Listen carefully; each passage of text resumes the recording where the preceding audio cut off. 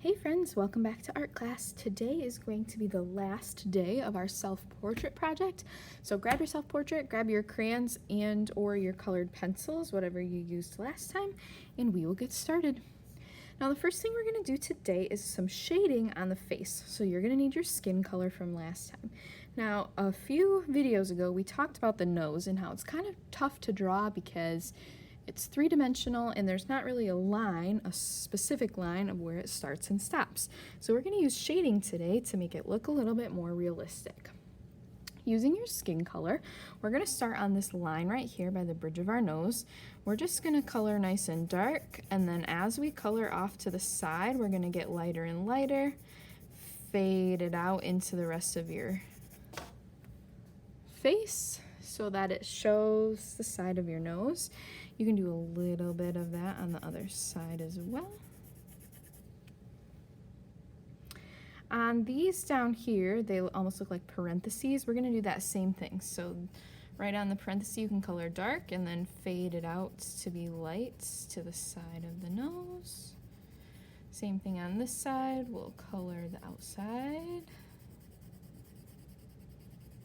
So this shading helps our nose to look more three-dimensional. So this part right here is that part of our nose that sticks out a little bit, and then this is the shadow to help us show that that part of our face is more sunken in. This bottom curve of your nose, we're going to do that same thing. You can shade a little bit darker under it and then fade it out. The way that I fade it out is by putting less pressure on my pencil. So when I color dark, I'm pushing hard, and as I go to the side, I push lighter and lighter until it matches the background color. Now our cheekbones also need some shading. Your cheekbones kind of start right by the sides of your ears and come down here to the sides of your nose. So in a curving motion, I'm just going to make that area a little bit darker on the side of my face. Now you want to make sure you use a curvy line, not a straight line, since your cheekbones are rounded. That helps our face to look a little more three-dimensional. And then underneath our chin on our neck, we need some shading here as well. So the top of that neck is going to be darker because your chin is casting a shadow. And then as you get towards the bottom of your neck, it'll get lighter and lighter.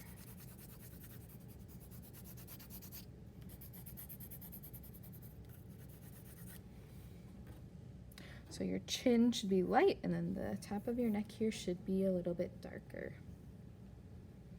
And that's all the shading we're going to do on our face. So last but not least is your hair. Now this definitely can be the trickiest part.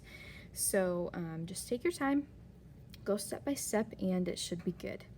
Now my hair is brown, so I'm going to start with brown. I want you to start with the color of your hair. Now if you have blonde hair, I would not use yellow because yellow is not quite the same as blonde. I would almost use a brown colored pencil or a tan colored pencil, especially.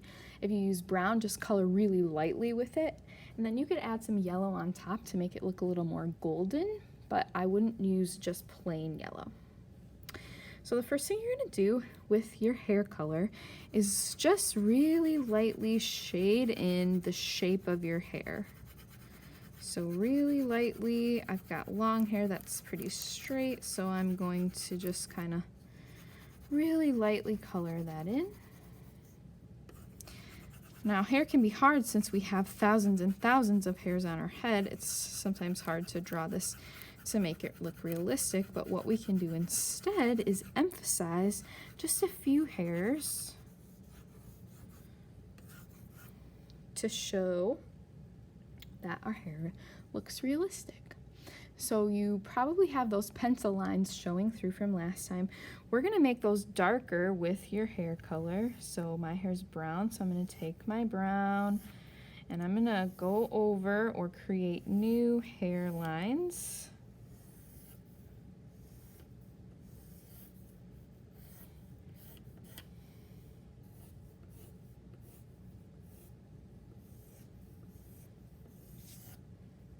And you want to avoid doing like really straight lines or short lines unless you have super short hair, because it will look more natural to do flowy or curvy lines. Now, some parts of our hair are darker or more shadowed, so up at the top of your hair where you have a parts, that part is going to be a little bit darker, so you can add more lines there to show that. And towards the middle, make it nice and dark. If you need to use a black to really darken it up. Your hair is also dark if you've got long hair, then underneath your ears here by your chin, that will be darker than the rest of it, so you can add a little bit of darkness there. If you've got curly hair, you'll want to use like curly lines to show the texture of your hair. Now what you're going to do is just continue to draw some lines like this. Quick, curvy, natural, some dark, some you're going to push really hard with your pencil, some you're going to push light with your pencil. And by adding those lines, our hair will start to look more realistic.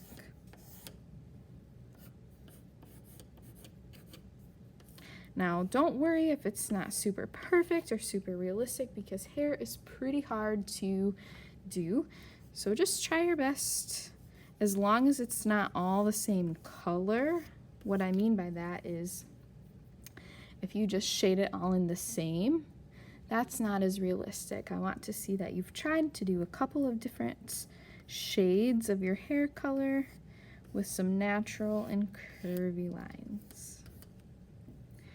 All right, once you're all done with your hair, we are all done with our self-portrait. Make sure that you take a picture of the final product and upload that to Schoology, and then we will start a new project together next time. Great job on your self-portraits, friends, and we will see you next time.